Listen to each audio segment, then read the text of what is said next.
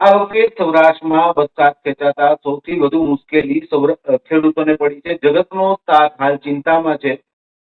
જે ગયા વખતે વરસાદ પડ્યો હતો એને લઈને વરોવણા કરીને મગફળી સહિતના પાકનું વાવેતર કરી દીધું હતું. સારો વરસાદ થશે તેવી આશા હતી, પરંતુ સૌરાષ્ટ્રમાં ખાસ કરીને રાજકોટ, પોરબંદર, દેવભૂમિ દ્વારકા અને જામનગર સહિતના જે જિલ્લાઓમાં છે ત્યાં પૂરતો વરસાદ થયો નથી, જેને કારણે ખેડૂતોની હાલત ખૂબ દયનીય બની છે.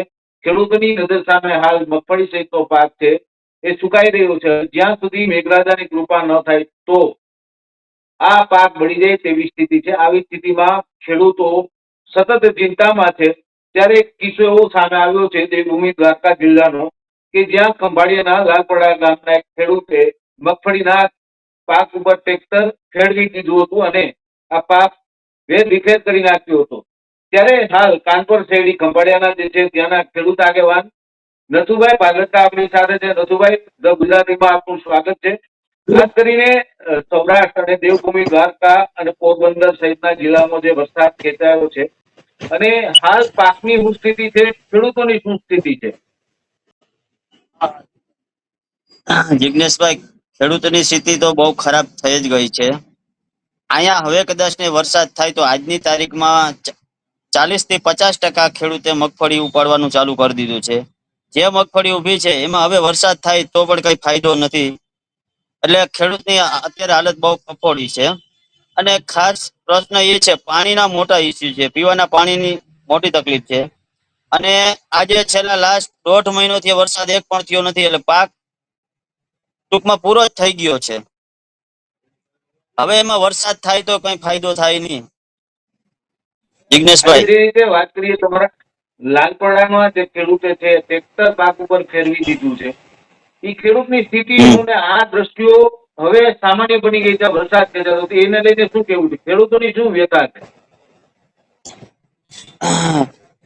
જિગ્નેશભાઈ, ખેડૂતની વેદના એવી છે, એ તો એક લાલપીડા તમામ ગામો એ જ પરિસ્થિતિ છે. બધા ખેડૂતે અત્યારે મગફળી ઉપાડવાનું ચાલુ કર્યું. મોટામાં મોટી તકલીફ એ છે, ખેડૂતે 1 વીઘા દીઠ મેક્સિમમ ખર્ચો 10 થી 12 હજાર રૂપિયાનો થાય છે જયારે મગફળી વાવે ને ત્યારે.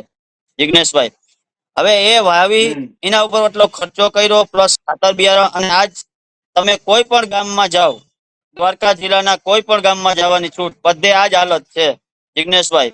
એટલે જો આમાં કઈક સરકાર આ બધી કઈક સહાય કરશે તો જ ખેડૂત બચી શકશે, નકર છેલ્લે ખેડૂતને આ જગ્યા ક્યાંક ને ક્યાંક વીઘા વેચવાનો વારો આવશે. સરકાર ખાસ કરીને ખેડૂતો છે એ માંગ કરે છે કે દુષ્કાળગ્રસ્ત જાહેર કરી દો. જે તે જિલ્લામાંથી ખેડૂતો કે છે, સામાજિક રાજકીય આગેવાનો જે વિરોધ પક્ષ છે એ પણ માંગ કરે છે, પરંતુ તંત્ર એવું કહે છે કે જ્યાં સુધી ચોમાસું પૂરું ન થાય ત્યાં સુધી દુષ્કાળગ્રસ્ત જાહેર કરી ન શકાય. પરંતુ અત્યારની જે સ્થિતિ છે, પાક સુકાઈ રહ્યો છે, ખેડૂતો હવે પોતાના ખેતરમાં ઢોર ચરવા મૂકી દે અથવા તો ટ્રેક્ટરથી પાકને ઉખેડી નાખે છે. તો આવી સ્થિતિમાં એક ખેડૂત આગેવાન તરીકે તમારી સરકાર પાસે શું માંગ છે?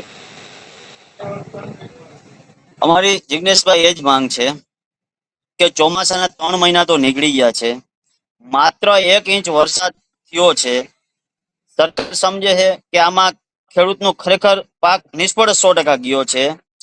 આના બધા આગેવાનો પણ એ જ માંગ છે. તમામ જગ્યાએ કાયમી મેક્સિમમ 2-4 કલેક્ટર સાહેબ હોય, મામલતદાર, બધાને આવેદન આપીએ છીએ કે અમારી વેદના તો કોઈક સાંભળો. આ પરિસ્થિતિ એવી છે અત્યારે કે ગયા વર્ષે થોડા ઘણા પાણી હતા ને જે કઈ હતા એ ઉપાડી અને માંડવી અને મગફળી વાવી દીધી. આજની તારીખમાં પીવાની પરિસ્થિતિ બહુ ખરાબ છે.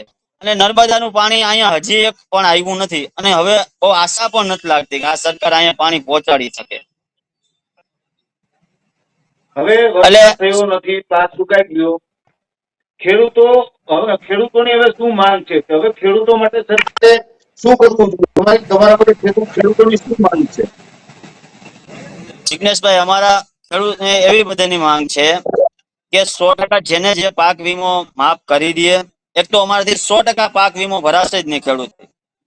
ખેડૂત અમારો પાક વીમો માફ કરી દે અને વહેલે પાણીની, પીવાની અને કઈક ઘાસચારાની વ્યવસ્થા કરે બધે, એવી ખેડૂતની પૂરી માંગ છે જિગ્નેશભાઈ.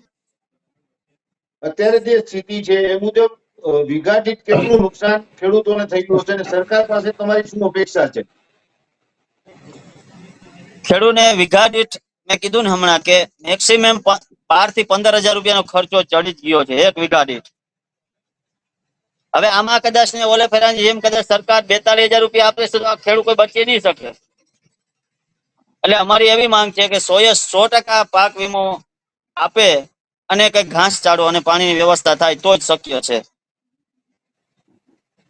આભાર નથુભાઈ, ધ ગુજરાતી સાથે જોડવા બદલ. સૌરાષ્ટ્રના અને ખાસ કરીને ખંભાળિયા, પોરબંદર અને રાજકોટ જિલ્લાના અનેક વિસ્તારોમાં હાલ ખેડૂતોની હાલત ખૂબ કફોડી બની છે.